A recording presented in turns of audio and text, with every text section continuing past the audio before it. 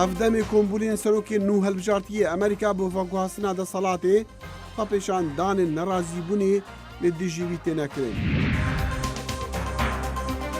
Şirovekar dibêjin serketina Donald Trump bi egera dengdana şapolên Çîna kirêkarên spî bû ji rewşa abûriya dehan salan bêzar bûne. û hevdemê pêşveçûna hêzên Sûriya hezaran sivîl ji Reqa paytextê dîfaktoyê Daeş direvin.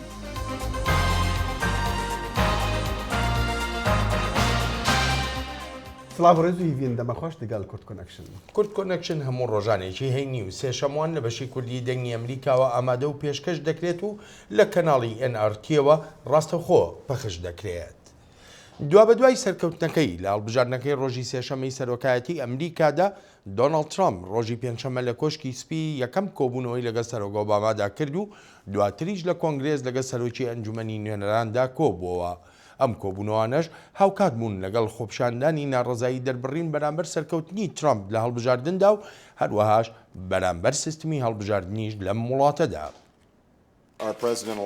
سەرۆکی ئەمریکا باراک ئۆباما پێشوازیە سەرۆکی هەڵبژارتی ئەمریکا دۆناڵد ترامپ لە کۆشکا سپی کرد و جودابەریان بەرێ لە دیفخۆ هێلان و دەست بە دانوستاندنên veguhastina desalatê kirin.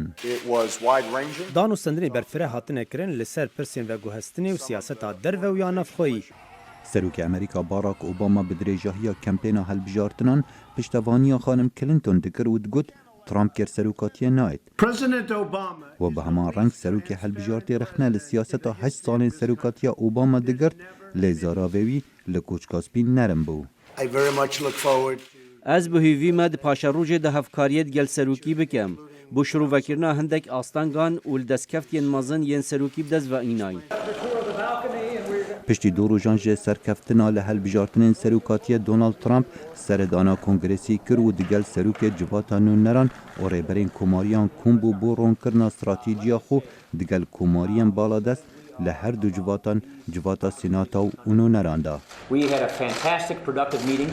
Me kombûneka zor baş û berhemdar hebû. Donald Trump serkeftineka mezin bi dest xist û em dê serkeftinê bikeyne pêşvebirin bo xelkê Amerîka. Her ji berî kombûnên serokê helbijartî li koçka spî û kongresî xwenîşandan li çendîn wilayetên Amerîka hatine kirin. Daxuyaniyên Donald Trump derbarê derkirina koçberan û rêgirtinê li hatina misilmanan bo Amerîka û bêrêzkirina jinan torabûneka mezin bixwe vegirt. Me dixwaz bêmevêrê da bîra wî bînim, Amerîka ne bi tenê ew kesene ew ê dengê Xwedayê. Lê digel wana yên dijberên Trump hene. Şareza bawer dikin xwenîşandanên bi aştî nîşane bo dîmokrasiya sexlem û mafekî bingehiye. Lê hemî xwenîşandanên nerazîbûnê ji New York heta Kaliforniya wekû Portland bi aştî nebûn. Xalid Fettah, Dengê Amerîka. Du herêberên siyasiyên Amerîka hewldan welatî beref li hevhatin û dilfirehiyê bibin piştî serketina berbijarê komariyan Donald Trump hevdem jî şareza û taybetmendên rawergirtinan divên bizanin ka çima pêşbîniya serketina Hillary Clinton rast derneket. هیلاری کلینتنی دموکرات کە ئومێدەوار بوو ببتە یەکەم ژن کە پۆستی سەرۆکایەتی وەربگرێت ڕۆژی چوارشەمەدانی بە شکستەکەی هێنا چەند کاتژمێرێک پاش ئەوەی دۆناڵد ترامپ سەرکەوتنەکەی ڕاگەیاند کە لە 20 مانگی یەک دەبتە 45مین سەرۆکی ئەمریکا. کلینتن بەلایەنگرانی خۆی گوت ئێمە دەبێت بەرامبەر بە ترامپ بیرکراوە بین و دەرفەتی پێ بدەین ڕێبەراتی بکات. ئێمە ئەومان بینیوە کە نیشتیمانەکەمان زیاتر لەوەی بیرمالێ دەکردەوە دابەش بووە، بەڵام هێشتاش باوەڕم بە ئەمریکا و هەر باوەڕشم پێ دەبێت. ئەگەر ئێوەش بە هەمان شێوە باوەڕی پێ بکەن ئەوە دەبێت ئەو دەرئەنجامە قبول بکەین و بڕوانینە ئایندا. دوا بە دوای ئەو شێوە چاکسازیەی کلینتن سەرۆک ئۆباما لە کۆشتی سپی لە وتارێکی کووردا داوای لە وڵات کرد کە پشتی ترامپ بگرن وەک سەرۆکی داهاتووی ئەمریکا. ئێمە لە پێشدا دموکرات نین، لە پێشدا کۆماری نین، بەڵکو لە پێشدا ئەمریکاین و نیشتمان پەروەرین. ئێمە هەمومان هەرچی باش بێت بۆ وڵاتەکەمان دەوێت. من هەر ئەوەشم بیست لە تێبینیەکانی شەوی ڕابردووی ترامپ و هەر ئەوەشم بیست کاتێک ڕاستەوخۆ قسەم لەگەڵ کرد و بەو خۆشحاڵم. تێبینیە چاکسازیەکەی ترامپ زوویەکی چوارشەمە لە وتاری سەرکەوتنەکەیدا دەربڕا. For those who have chosen بۆ ئەوانەی لە ڕابردوو نانویست پشتیوانیم لێ بکەن کە ژمارەیان هەرچەندە کەم بوو داواتان لێ دەکەم ڕێنماییم بکەن و یارمەتیم بدەن تاکو پێکەوە کار بکەین و وڵاتە بەزنەکەمان یەک بخەینەوە. کۆنگریس کە لەژێر کۆنتترۆلی کۆماریەکاندایە دەرفەتێکی چاکە بۆ ترامپ بوو ئەمەش جێگای خۆشحاڵی سەرۆکی ئەنجومەنی نوێنەرانە. ترامپ بە شێوەیەک هەستی بە ناڕزایەتی خەڵکەکە کرد کە کەس بەو شێوەیە هەستی پێنەکرد بوو. ئەو سیاسەتەکانی سەراوبنکردن و ئێستا ترامپ ڕێبەرایەتی حکوومەتێکی یەکگرتووی کۆماریەکان دەکات. بەشێکی گەورەی سەرکەوتنەکەی ترامپ دەگەڕێتەوە بۆ شەپۆلێکی دەنگدرانی ئەو چینە کرێکارە سپیانەی کە لە کێشەکانی ئابووری بێزار بوون.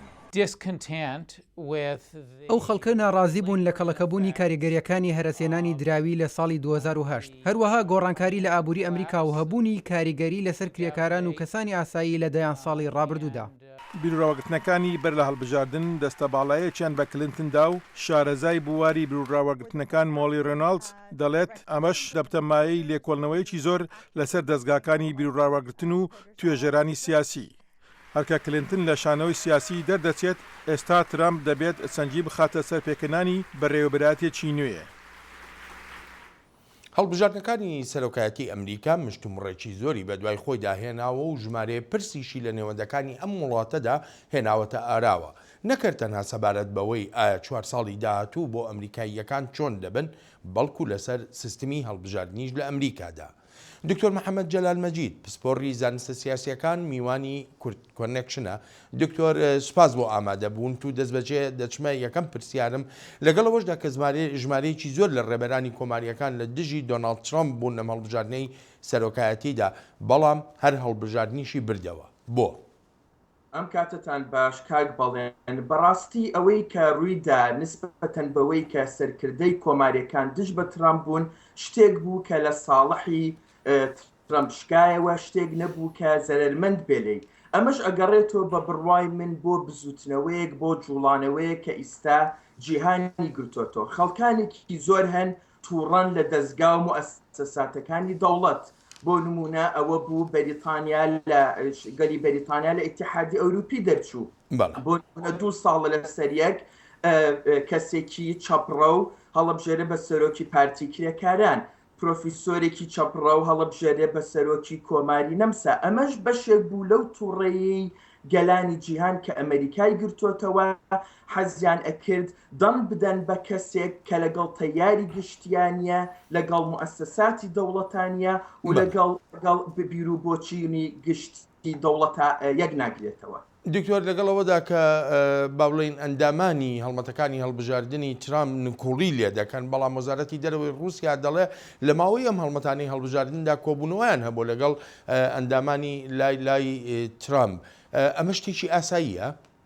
بەڵێ بە بڕوای من زۆر شتێکی ئاساییە زۆر جار کاندیدی پۆستە گەورەکان سەرۆکایەتیەکان لەگەڵ وڵاتانی ترا گفتوگۆکەن و کارلێگەکەن بۆ نمونە هەر ترامپ سەردانی مەکسیکی کرد هەر هیلاری کلنتن و ترامپ کۆبوونەوەیان کرد لەگەڵ سەرۆک وەزیرانی ئیسرائیل هەر هیلاری کلنتن کۆبوونەوەی کرد لەگەڵ عەبدولفەتاح سیسی سەرۆکی مسر و لەگەڵ سەرۆکی وەزیرانی یابان بەڵام ئەوەی کە ئاسایی نییە بە بڕوای من و دیارە کامپی ترامپ نکۆڵی لێ ئەکەن ئەوەیە و تەکیدشم رووسیا هەر خۆی نکۆڵی لێ دەکات کە لەو بڕوایەدام دەستگا هەواڵگری و مخابەراتیەکانی رووسیا دەستێکی ڕاستە خۆیان هەبوو لە حاکردنی ئیمێڵی سەرکردایەتی و بارەگاکانی دیموکراتەکان بۆ کەشفکردنی هەندێک دۆکیومنت بۆ ئەوەی هیلاری کلنتن ناشرینکەن و بۆ ئەوەی کارێکی تر بەعکسی ئیتیجاهی تەیاری گشتیەوە کار بکەن و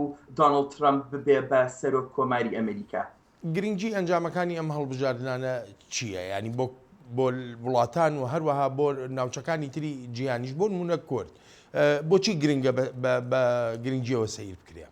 هەموو وڵاتانی جیهان دیارە زۆر بە گرنگیەوە سەیری هەڵبژاردنەکانی ئەمریکاکەن لە بەرەوەی ئەمریکا بەهێزترین و بەدەسەڵاتترین و دەوڵەمەندترین هێزە لە جیهانە و تاقە هێزەکە بتوانێت بە شێوەیەکی ڕاستە و خۆ تاقلایەنانە کاریگەری لەسەر کاروباری پەیوەندی نێو دەوڵەتەکان و جیهان هەبێت لە بەرەوە ناحەقانیە وڵاتانی جیهان بە شێوەیەکی گرنگ ئەڕوان ئەمە بەڵام لە عینەن کاتشانی گەرانەکەیان حەق نییە بەو دەرەجەیە بێت چونکە ئەمریکا وڵاتی موسساتە کۆنگرێس و سێنێت چاودێرە بەسەر سەرۆکەوە ئیعلامێکی ئازادە هەیە و دەستگاکانی دادوەری دەستگای دادوەری سربەخۆن ئەمریکا بەڵێ ئەگەر یارمەتیم بی بخۆت دەزانی ئێستا لە ڕۆژهڵاتی ناوەڕاستە قەیرانێکی ئاسایشی و هەروەها سیاسی زۆر قوڵ هەیە کەسایەتی ترەمپ کە ئەزمونێکی ئەوتۆی نییە لە سیاسەتدا دەتوانێت ڕۆڵێکی ئەرێنی ببینێ لەو قەیرانانەی ڕۆژهڵاتی ناوەڕاستدا بە بڕوای من دۆناڵد ترامپ لە کامپینەکە لە حملەکە هیچێکی ئەوتۆی پێشکەش نەکردووە غێری هەندێک قسەی غامز و ڕووکەشی تند نەبێ بەرامبەر بۆ نمونە پشتگیریکردن لە ئیسرائیل دژ بە مەلەفینەوەوی ئێران دژ بە داعش و لە ناوبردننی داعش پشتگیریکردنی کورد و هێزی پێشمەرگە ئەم قسە غامزانە بەڕاستی بەڵگەیە لەسەر ئەوەی ئەم پیاوە بەرنامێکی ئاشکرای پێنیە هەر لەبەر ئەوەش لەو بڕوایەدام ئەوەی کە ئێستا ئیدارەی ئۆباما ئەیکا دژ بە داعش لە ناو عێراقا لە ناو سووریا ئیدامەی پێئدرێ و بەردەوامی دەبێت دکتۆر دواپرسیارم سەبارەت بە ڕاوەرگرتنە گشتیەکانە ینی ڕاوەرگرتنە گشتیەکان لە ئەمریکا هەموو ئاماژیان بەوە دەکرد کە هێلەری کلنتن سەرکەوتن بەدەست دێنێ بەڵام ئەنجامەکان وانە بوو بەڕای جەنابە ئەمە چ جۆرە کاریگەریەکی هەیە بەسەر ئەو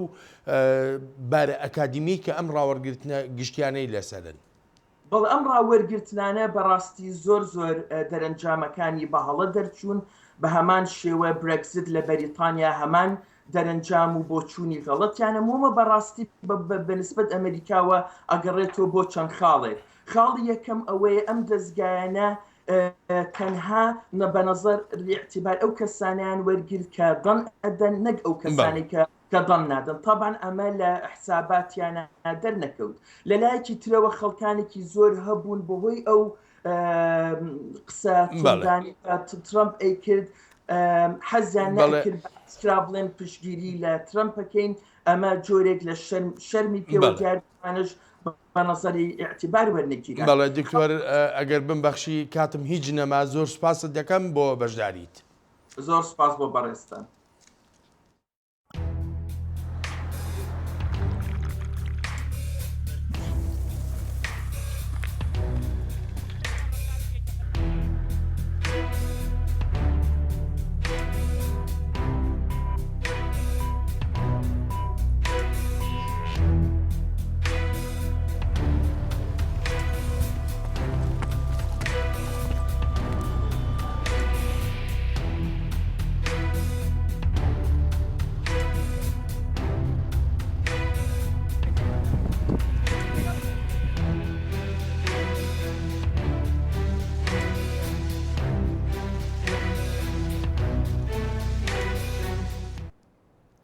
و مسلمانین ئەمریکا خۆش بۆ ژیانە ژێر سەرۆکاتیا دۆناڵد ترامپ ئامادە دەکەن و لە دەمێ کەمپێنە هەڵبژاتنان پێشنیازە بەندکردنە هاتنە مسلمانان ji bo nav ئەمریکا کربوو ئەو jî پشتی چەند هێریشên تیرۆریستی di nav ئەمریکادا ئەو داخوایانی بوونە ئەگەرا ku مسلمان بگومان بەرێخوا بدن سەرۆکاتیاوی ئەوە سەرنجامێک بوو کە لە هەڵبژارنەکەدا کەسانێکی کەم لە موزەی نیشتمانی عەرەب ئەمریکی لە دێربۆرنی ئایالەتی میشیگەن چاوەڕانیان دەکرد ترامپ ببێتە سەرۆک ترامپ لەسەر بنچینەی ڕێگەزپەرستی و دەمارگیژی چۆتە پێش لە ڕاستیدا ئەوەی ترامپ بەدەستی هێناوە ئاکامەکەیمان لە تەلەڤیزیۆن دید و ئاکامەکەیمان لە تەلەڤیزیۆن بینی و ئەو گەلێک جێگای مەترسیە شەوی هەڵبژاردن بۆ عەبدوڵڵا کە سەرکەوتوانە لە ڕەکەبەری بۆ ئەنجومەنی نوێنەرایەتی میشیگەن سەرکەوتوو بوو پڕ بوو لە هەستی تێکەڵاو دژبەرێکی زۆر سەیی تێدایە باشە بۆ یەکەم جار لە مێژووی ئەو شارە موسڵمانێکی ئەمریکیان لەوەچە یەکەم هەڵبژاردووە لە ئاستی وڵات ڕەنگە ئەمە پشتیوانی لە ترامپ بکەین لە ئاستی سەرانسەری لە سەرۆکاتی ترامپ عەبدوڵڵا دەزانێت هێندێک کەس لە ناوچەکە پشتیوانیان لە ترامپ کرد و لە هەمان هەڵبژاردنیشدا دەنجیان پێدا ئەمڕۆ لەگەڵ بنەماڵەکەم بووم هەڵبژاردننی خۆم پیرۆز کرد سبەی ڕنگ بێت لە خەو هەستم و لەگەڵ دایک و خوشکم کە پەچە لەسەر دەنێن پێیان بڵێم کاتێ ماڵ بەجێ دێڵن ئاگاداری خۆیان بن و ئەوە جێگەی مەترسیە ئەوە بە من نیشان دەدات کە ڕێگەزپەرستی و دەمارگەژی باڵا دەست بووە ئەوەم نیشان دەدات کە هەرگیز لەو کۆمەلگایەی دوای ڕێگەزپەرستی نەژیاوم و نیشانم دەدات کە کۆمەلگای دیاریکراو لەو کۆمەلگایەدا نەخوازراون بەڵام ئاشانور بە جێگای ترس و دڵەڕاوچێ وە کارناسێک بۆ ناوەندی عەرەب بۆ خزمەتەکانی ئابووری کۆمەڵایەتی کار دەکات و ئامادەیە دەست بەکار بێت پەیامان لەوێ وەربگرا بە خەڵقی نیشان بدا ئێمە کەین نیشانیان بدا ئێمە بۆ هیچ شوێناڕۆین ئەوە وڵاتی ئێمەیە بەو ڕادەیە هی هەر کەسێکی ترە ئێمە بەشداری دەکەین و هەمیشەش لەو وڵاتەدا بەشداریمان کردووە. ئۆساما سیبلانی لە چاپەمەنی هەواڵەکانی عەرەب ئەمریکی دەڵێت گەلێک ئەمریکای موسڵمان دەنجیان بە هیلێریدا بەڵام زۆر هۆگری کاندیدابوونی ئەو نەبوون.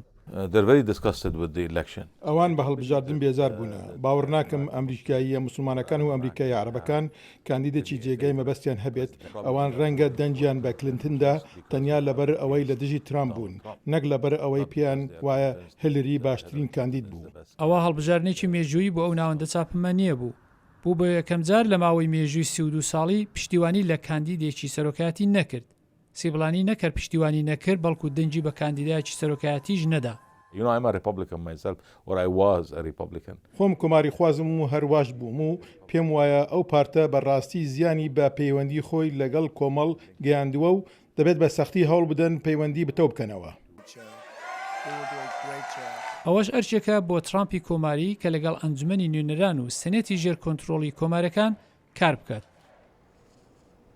و هێشتا جڤاکێن ئەمریکیان بە ئەسڵ ji وڵاتên ئاسیا و ئەمریکا لاتین باوەڕ ناکەن دۆنالد ترامپ بووە سەرۆکی ئەمریکا. سەرکەتنا ترامپ ترسا ji پاشە ڕۆژێ خستیە دلێ هێناکا جوانە لێ هێنێک جواناژی گەشتبینن بە هەڵبژارتناوی.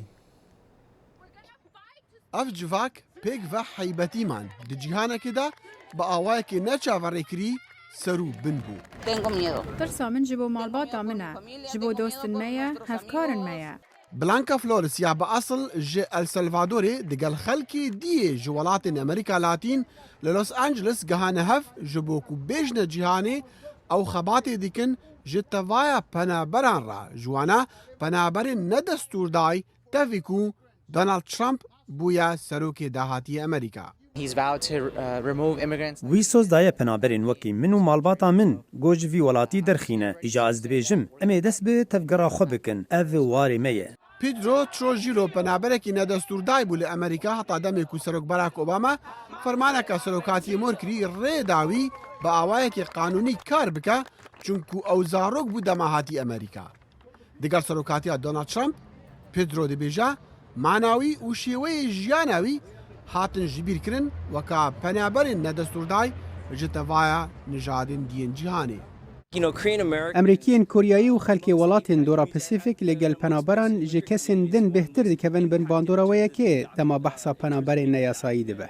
Siyasetên Trump tirs xistiye dilê hinek xelkê ji welatên Asya û Amerîka Latîn ku digehin hev û nerazîbûna dikin. Lê piştevanên Trump bawerên cuda hene. Ew wekû bapîrê min e ez wesa hez dikem ew mirovekî nimûne ye ew xwe kêm dike. David Wang damezrênerê komala Çîniyên Amerîkiya ew digel serokê helbijartî kom bûye û ji ber çendîn sedeman bawerî pê heye. Ew ji ber perwerdê penaberiye parastina niştimanî aborî û siyaseta derve ji hemû ye giringtir e. Ew Donald Trump e. Kesayetiya wî me ew dibêtin. Ew wê gotinê dibêjitin em newêrîn bêjîn. Wang dibêje komala wî bi sê kesan dest pê kir û niha 8,000 piraniya endamên komalê jî ji Çînê ne û ew ê karê xwe bidomînin. Gotinên min tomar bike. Li her bajarekê Emerîkî em ê Emerîkiyekê bi asıl Çînî bibînin xwe bo helbijartinên dehatî berbijar bike. Ez sûzê didme te. Wang bi hîviya paşerojeka baştir e ji civakên xwe re lê xelkê welatên Amerîka Latîn û Asya yên piştevanên demokratan li benda hindê ne bizanin ka jiyana wan ya 8 salên jêr serokatiya Obama wê çawa be li 4 salên dahatî li jêr serokatiya Donald Trump. هەندێکیش وەک گورزێکی بەهێز بە ڕووی فێمینیزمدا دەڕوانە سەرنەکەوتنی هەلەری کلنتن لە هەڵبژاردننی سەرۆکایەتی ئەمریکادا و بەشێکیش لە دایکان دەڵێن نازانن چۆن ئەم سەرنەکەوتنەی هەلەری بۆ کچەکانیان ڕاوە بکەن و ئەو پرسیارەش لە نێو ژناندا بەردەوامە. ئایا ڕێک چی ڕوویدا بەرامبەر ئەو هەوڵەی ژنێک بکرێتە مێژوو؟ هێڤیەکە دیار di çavên wan de hebûn dê şeva dengdanê de. Serketina Clinton بەلگەیەک ku jin û mêr wek hev ji dayîk bûne. Baweryeka hev beş e nêvbira dayîkan ku kiçên xwe digel xwe birine deng danê. Ev jiyanê digore. Kiçên min herdem dizanin kicek dikare bibe serok. Hillary Clinton di gotara pênasîna serketina Trump de kiçên wek vana han dide pêş bikevin. قد گمانا te nebe ku tu nirxdarî û hêza te heye û tu hêjayî her derfetekê di cîhanê de ji bo dîvçûna xewna xwe. Lê çi bû? Ciyawaziya nijadî berbiçav e. Li gor lêkolîna Pew 12 ji sedê ji mêran Trump baş dîtin. CNN diyar dike ku 10 ji sedê jinên spî Trump baş dîtin. Profesörê zanistê siyasî David Schultz bi rêya Skypeê digel me bû. Ez bawerim hîn rêjeyeke mezin ji xelkê me dengê xwe nadin ku jinek bibe seroka Amerîka. Di destpêka salên 1900 de Elizabeth Cady Stanton şer bû mafê dengdana jinan dikir. Colin Jenkins ji malbata wê ye. Wê depirsî pengave bihe çi ye? Hindek alîgirên Trump pêşniyara kandîdeka din ya jin kir bû hilbijartina serokatiyê. Min dixwaz jinek bibe serok. Erê lê ez dixwazim ya başûhêja be. Lê demê Clinton ji meydanê derdikeve, jinên din dibêjin ew amade ne dakevin meydanê. Bû dem em dîsa di siyasetê de çalak bîn. Berê 10 salan jinan mafê dengdanê bi dest anî. Ji ber vê dengdanê ew niha pitir hewl didin jinekê bînin koşka spî. قۆنسڵخانە ئەڵمانی لە ئەفغانستانی بووە ئارمانجە تەقینەکە خواکوژی وێ تەقینی چارکەس کوشتن و پترژە سەدانژی بریندارکردن پۆلیسان تەرمین کوشتیان و دوو جوانە نەهاتنە ناسکردن گەهاندنە نەخۆشخانێ کارمەندێن نەخۆشخانە دیبێژە 115 بریندار ژی دێ تەقینیدا تێنە دەرمانکردن تەقینە ئۆتۆمبیلە بۆمبکری لێ دەرۆکێ قۆنسڵخانەی بوو لێ مەزاری شەریف سپێدایە دۆ پێشۆم بووێ لە داخوایانەکێدا تالیبان گوت وان خواکوژ هەناردن قۆنسڵخانەی لە وەزارەتە دەرڤایە ئەڵمانی دیبێژە هێریشا چەکداری لەسەر قۆنسڵخانەوان بوو لێوان نەگوت کە ئەو چەکدارکی بوون. ئاکین ئەتەڵا سەرۆکی جێبەجێکاری نێوەندی جەمهوریەت لە تورکیا لە فڕۆکەخانەی ئەتاتورک لە ئەستەمبول ئەمڕۆهەینی دەستگیر دەکرێت. دەستگیرکردنی ئاکین ئەتەڵا دوا بە دوای گرتنی نۆ نووسەری تایبەتی ڕۆژنامەی جەمهوریەت دێ وەک بەشێک لەو لێکۆڵینەوەی پەیوەندی بە تێرۆریزمەوە هەیە. ڕۆژنامەی جەمهوریەت یەکێکە لە ڕۆژنامە دێرین و ناودارەکانی تورکیا. ئەتەڵا لە کاتی گەڕانەوەیدا بۆ تورکیا دەستگیر دەکرێت وەک بەشێک لە هەڵمەتەکانی دەسەڵاتدارانی وڵاتەکە بۆ دەستگیرکردنی ڕۆژنامە نووسەکانی جەمهوریەت. و هێزن هەف پەیمانên Kurdan û Erebên Sûrî bi piştevaniya Amerîka pêşketinan dikin di berokên şeranda li dijî Komela Dewleta İslamî Daeş li dora bajarê Raqqa paytextê dîfaktoyê Daeş hevdemê wan pêşketinan sivîl ji bajar direvin. Bakurî bajarê Reqa bi hezaran sîvîlên wê deverê ji bin çembera Daişê hatin rizgarkirin. Sîvîlên gokarî bûn xwe ji bin destê Daişê xelas bikin ber bi deverên dibin kontrola hêzên Sûriya Demokratîk Hesedêvatên. Ji aliyê xwe ve Hesedê hewl dide gokerîdorên aram ji kesên sîvîl re vekin û li bajarê Eyn Îsa di kampa gohatî amadekirin ji bo wan tên bicihkirin. Kesên gogîhan herêmên rizgarkirî tînin ziman got çekdarên Daişê nahêlin ew derkevin û çekdar wan wekî mertalên zindî bikartînin û xwe di nav sîvîlan da veçêrin. Ew bi me re dijiyan û fermandarî li me dikirin û xerciya me par dikirin. Em nikarîbûn derketana yan cila li xwe kin. Me ji nêza kuştin. Çi wê ji wilo zêdetir hebe. Em gehiştin devera rizgarkirî, devera ewle û aram. Em ji ber lêdan û bombebaran û zoriyê derketin. Yekî ji hêza demokrat ji dûr ve destê xwe li me bilind kir. Bi rastî em pêşî jê tirsiyan. Lê wî got werin netirsin û melez daxwa dawiyê got herin kesê mayî jî bînin û wernevir. Netirsin hûn aramin. Ji destpêka operasyona Xezeba Firatê ta niha bîtirî 5000 peneber gîhane kampa Eyn Îsa. Berpirsên kampê tekez dikin got roj bi roj hejmara wan pir dibe. Saziyên mirovahî û heyva sor ya Kobanî alîkariya penaberan dikin. Derdorê 10,000 aileye 5000 kes teqrîben derdikeve. Anha munezemat giş temel vê derê êva sijara beledkin. Êm me gerek muxeyemet divê dem bi şpêra divê siva de siva zêdetir adet divê. خەلکن پەنەبەر بهێڤینە گۆدزیترین دەمدا گوندên wan werin rizgarkirin ta gokaribin vegerin malên xwe. Hîviya wan ew e goçekdarên Daişê ji herêmê derkevin û jiyana xwe bi aramî dewam bikin. Em niha li bajarokê Eyn Îsana ji destpêka operasyona Xezeba Firatê ta niha Hêzên Sûriya Demokratîk dikarîbû bêhtirî 5,000 sivîl ji bin kontrola Daişê derxistana û bigîştana cihên aram. Mahmud Balî dengê Amerîka, Bakurê Reqayê. تێرۆریستانی دەوڵەتی ئیسلامی دەیانەوێ هێرشە تێرۆرکاریەکانیان فراوان بکەن بەو مەبەستەی ئەو سەرنج و سەنگیانەی هێزە ئاسایشی عێراقیەکان هەیانە وەربچەرخێن و بە دووریش نازانرێت تێرۆریستان بەرەی تری شەڕیش بکەنەوە وەک شارەزایەکی ئاسایشی باسی دەکات. لەگەڵ بەرەوپێشچوونەکانی ئەم سێهەفتەیەی ڕابردووی هێزە عێراقیەکان بۆ ئازادکردنی مووسڵ بەڵام خاوبوونەوەیەک لە ئۆپەراسیۆنەکەدا هاتۆتە ئاراوە بەهۆی دانانەوەی بۆمب لەلایەن تێرۆریستانەوە لەسەر ڕێگە سەرەکیەکان و خانوبەرەکاندا و کردنی خەڵکی سیڤیلیش بە سپەر. مع بدء معركة تحرير الموصل لەگەڵ شەڕی مووسڵدا چاوەڕوان دەکەین ترۆریستان بەرەی تری شەڕ بکەنەوە تا فشارەکەی مووسڵ کەم بکەنەوە. لەوەتای ئۆپەراسیۆنی مووسڵ دەستی پێکردووە تێرۆریستان هێرشی جۆرە و جۆریان کردوێتە سەر شوێنەکانی تر لەوانە ئەو هێرشانەی کرانە سەر دامەزراوە حکوومەتیەکان لە شاری کەرکووکی دەوڵەمەند بنەوت. منطقة كركوك كانت خطيرة للغاية لأسباب کەرکووک ڕوبەڕووی مەترسیی گەورە دەبێتەوە لە بەرچەند هۆکارێک لەوانە ڕێگەیەکی گرنگی پێکەوە بەستنی بەغدا و هەولێرە ڕێگەی گەیاندنی پێداویستیەکانیشە بۆ لەشکری عێراق. تۆریستان دەخوازن هێزە عێراقیەکانی لە هەولێرن بەرەو کەرکووک بکێشنەوە تا فشار لەسەر مووسڵ کەم بێتەوە. هێزە ئاسایشی عێراقیەکان لە تەواوی ئەو ناوچانەی لە ماوەی ڕابردوودا ئازادکراون ڕێوشۆنێکی توندی ئاسایشیان گرتووەتە بەر وەک واتقل هاشمی دەڵێت ئەو تێرۆریستانی لە ناو شارەکانی ژێر دەسەڵاتی حکوومەتدا خۆیان حەشارداوە هەڕەشە و مەترسیەکی گەورەن بۆ سەر ئاسایشی وڵاتەکە. و ژمارە سیڤیلین ji şerên Mosulê direvin beref zêdebûnê ji encamê şerên hêzên Iraqî û pêşmergeyên Herêma Kurdistanê bo derxistina milîtanên Komela Dewleta İslamî Daeş ji bajarê Mosulê sivîl xwe digihînin deverên aram îro bi sedan medeniyan xwe gehand kempê Hesen Şam 20 kilometran rojhilata Mosulê heta niha 34,000 sivîlan xwe gehand ya wî kempî û kempên dorûber.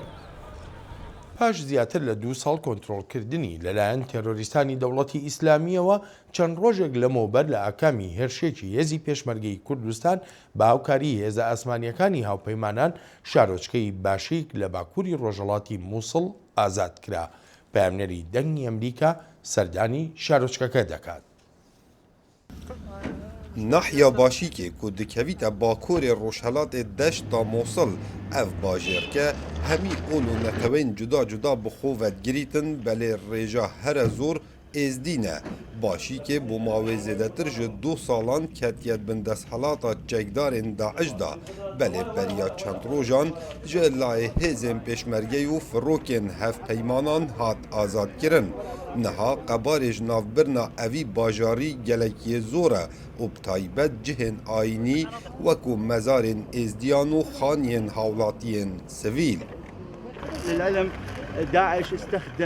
بۆ زانین داعشە ترس و کۆچکردن و تیرۆر بکار ئانین ji بۆ avakirina dewleta İslamî li her cihekî destê wan gihiştî keskatî kirine hişkatî û guherîna mirovan ewên bi keramet û bawer bi xwe heye ji bo mirovên rezîl û bê kesayetî. Ez yek ji wan kesan me got efserim li wizareta pêşmerga mala min dizîn û sûtandin û tev de jî wêran kirin.